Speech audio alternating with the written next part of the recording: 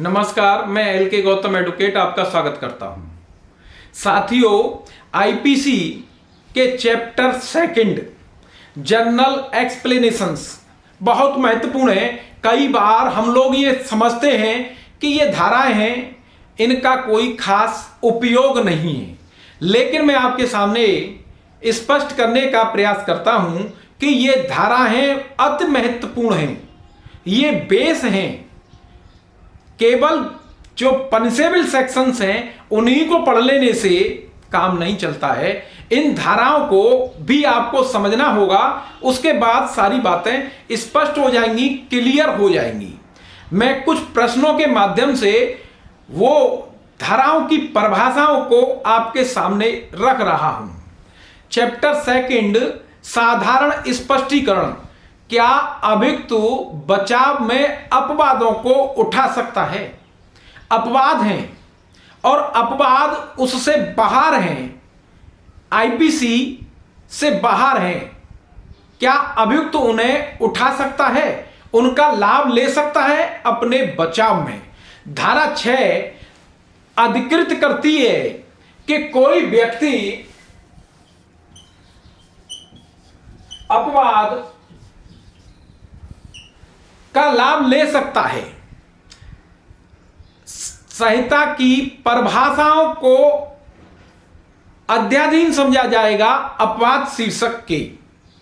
इस संहिता में जहां कहीं भी संहिता में कोई परिभाषा, कोई दृष्टांत, कोई उपबंध जहां कहीं भी दिया गया है वो साधारण अपवाद शीर्षक के अंतर्गत समझा जाएगा।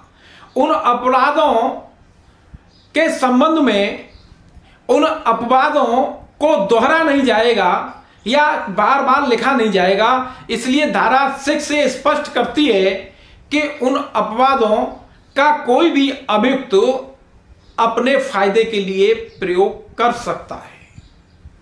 कई बार यह प्रश्न उठता है कि ये कहां प्रावधान है, तो ये परिभाषाएं हैं, ये हमें बताती हैं कि किसके संबंध में कहां क्या प्रावधान है। अगला प्रश्न, समान अर्थ से क्या आशय है? समान अर्थ, sense of expression once explained, section 7। समान अर्थ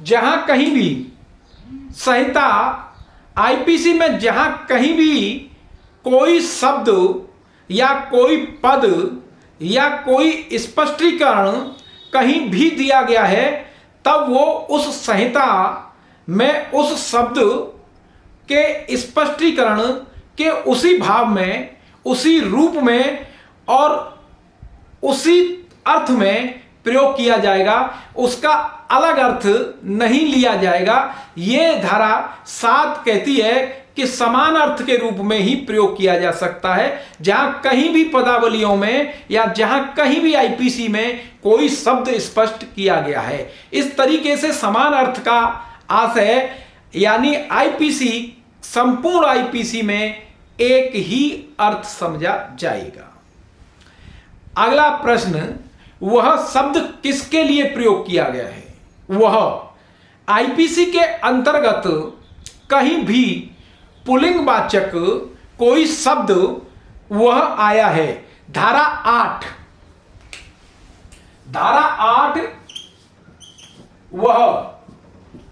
वह शब्द को स्पष्ट करती है। वह शब्द जहां कहीं भी प्रयोग किया गया है वो हर व्यक्ति के बारे में लागू है, चाहे वो नर हो, नारी हो, यानी मेल हो या फीमेल हो। ये नहीं कहा जा सकता है कि वह है और ही समझा जाए, सी नहीं समझा जाएगा।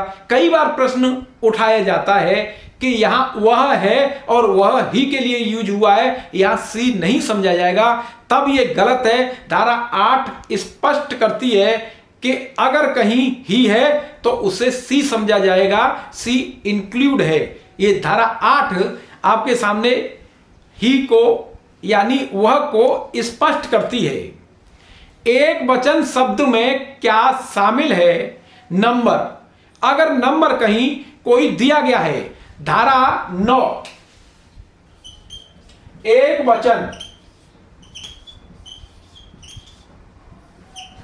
वचन शब्द में क्या शामिल है? जहां कहीं भी एक वचन शब्द दिया गया है और प्रतिकूल नहीं है, यानी कोई विरोधाभासी नहीं है, एक वचन शब्द में बहुवचन आता है।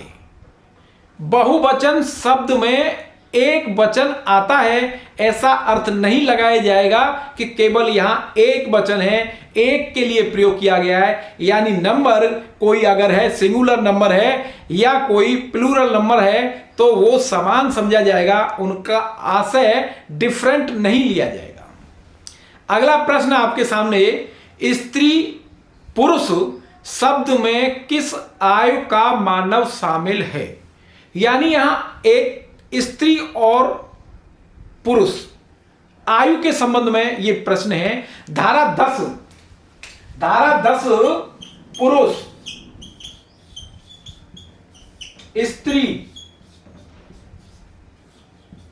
स्त्री को स्पष्ट करती है। जहां कहीं भी आईपीसी के अंतर्गत मानव यानी इंसान के लिए कोई आशय है और वहां कोई शब्द पुरुष आया है, तब किसी भी एज का पुरुष, यानी 1 साल से लेके आगे तक, ऊपर तक, किसी भी उम्र के आधार पर यह नहीं कहा जा सकता है कि ये बच्चा है, ये किशोर है या ये वृद्ध है। वो किसी भी एज के लिए प्रयोग होगा। इस धारा का यहां ये आशय है। स्त्री शब्द कहीं है तो वो किसी भी आयु की नारी के लिए आशय है। एज कोई भी हो, लेकिन स्त्री मीन्स स्त्री, चाहे वो लड़की है, महिला है, किसी तरह इसको हम क्लासिफाई नहीं करेंगे। हम ये समझेंगे वोमेन है तो एनी एज, किसी भी एज की हो सकती है। पुरुष है, मेल है, एनी एज। यहां एज के आधार पर उसे क्लासिफाई किया जाना ठीक नहीं है या किया नहीं जा सकता है। यह धारा 10 हमें स्पष्ट करती है। धारा 11 पर्सन शब्द में कौन शामिल है? यानी व्यक्ति। जहां कहीं भी आईपीसी में व्यक्ति शब्द प्रयोग हुआ है, पर्सन शब्द प्रयोग हुआ है, तब धारा 11 व्यक्ति शब्द के अंतर्गत कोई कंपनी भी व्यक्ति होती है, या कोई संगम या कोई व्यक्ति निकाय, चाहे वो निगमित हो या नहीं, शामिल किया जाएगा। व्यक्ति शब्द में प्राकृतिक व्यक्ति ही नहीं है, बल्कि कानून द्वारा अधिकृत व्यक्ति भी इसके अंतर आता है। न्यायिक व्यक्ति भी शामिल किया गया है।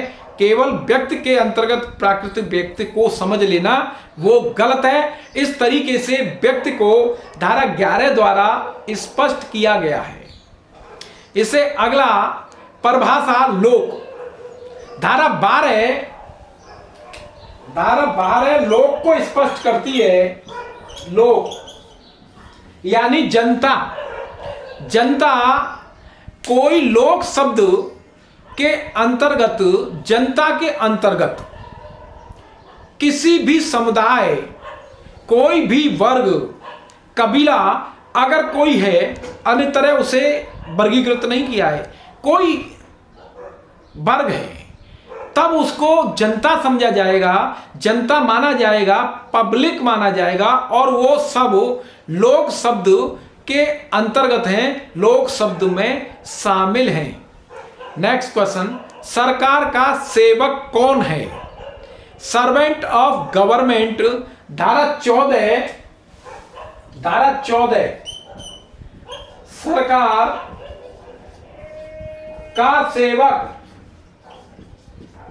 इसे स्पष्ट करती है कि सरकार शब्द के अंतर्गत सरकार के प्राधिकृत द्वारा या अधीन या भारत में उस रूप में बने रहने दिए गए या नियुक्त किए गए या नियोजित किए गए किसी भी ऑफिसर या सेवक है। यानी कोई भी व्यक्ति कंटिन्यू कर दिया गया है, कोई ऑफिसर है, कोई सेवक है, वो सरकार का सेवक है और सरकार के सेवक सर्वेंट ऑफ गवर्नमेंट में इन्हें इंक्लूड किया गया है। अब अगला प्रश्न हम आपके सामने, सरकार से क्या आशय है? सरकार आईपीसी में या अन्यत्र कहीं सरकार शब्द दिया गया है, तब धारा 17 ये स्पष्ट करती है सरकार शब्द कहीं आया है, तब आप ये समझिए कि उसका आशय केंद्रीय सरकार या राज्य सरकार, जहां आवश्यकता है वो समझ लिया जाएगा।